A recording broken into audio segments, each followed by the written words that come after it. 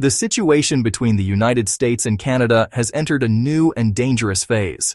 After a brief period of calm, when trade relations appeared to stabilize and negotiations seemed to be progressing cautiously, tensions have suddenly reignited. And at the center of it all is Canada's new leader, Mark Carney. Carney's recent visit to Washington appeared cordial on the surface. Cameras captured friendly handshakes and polite statements of mutual respect.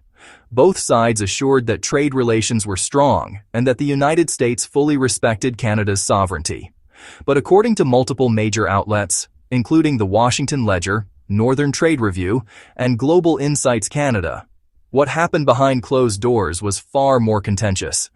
Insiders close to the talks revealed that Donald Trump once again pushed for steep tariff hikes, demanding new concessions from Ottawa in the energy and agricultural sectors. According to sources, Trump even went so far as to float an idea many had dismissed as political theater, suggesting that Canada absorbs too many U.S. resources and that a scenario of turning it into America's 51st state could be on the table.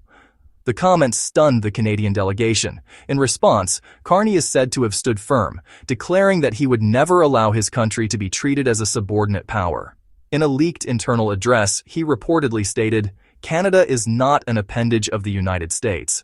My duty is to protect our sovereignty."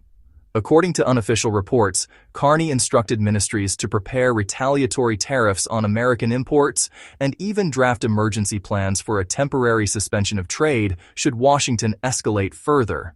Such a move would be disastrous. Roughly 65% of Canadian exports go to the U.S. But the mere fact that such measures are being discussed shows how much frustration has built up in Ottawa.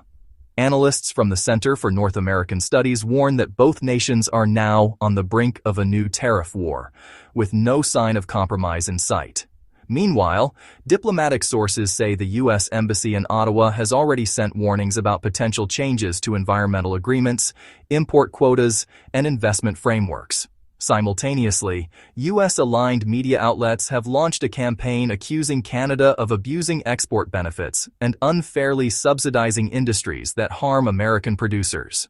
Ottawa is not sitting idle.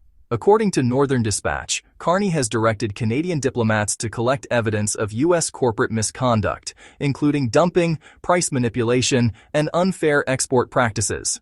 A detailed white paper on American violations is expected by the end of the month as a direct counteroffensive. The tensions are also spilling into Canada's domestic politics.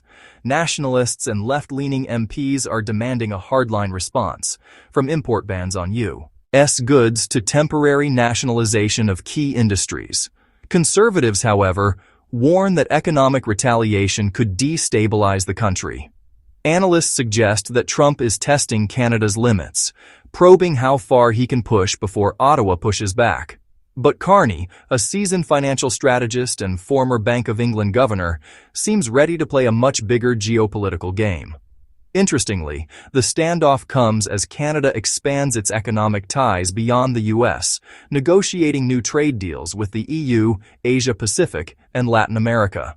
Insiders claim the government is exploring Pacific export routes through British Columbia, bypassing American infrastructure altogether. Experts say this could mark the start of a deeper strategic realignment, transforming what once was friendly trade friction into a full-fledged economic and geopolitical rivalry. The stakes are rising rapidly. Sources in Washington warn that Trump could soon double tariffs, cut security cooperation, or redirect U.S. investments to pressure Ottawa. The issue is no longer purely economic. It's also about defense and national sovereignty. According to Global Policy Monitor, Carney's Washington trip became a test of the entire North American alliance. Behind closed doors, Trump reportedly warned that if Canada refused new trade terms, the U.S. might reconsider participation in joint defense programs, including NORAD. In Ottawa, this was viewed as an unprecedented act of pressure.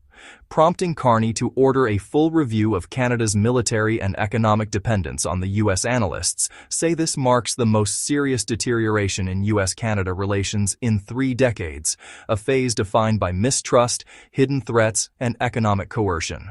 In the coming weeks, Ottawa is expected to release a classified report prepared under Carney's direction with the Ministry of Foreign Affairs and the National Security Council.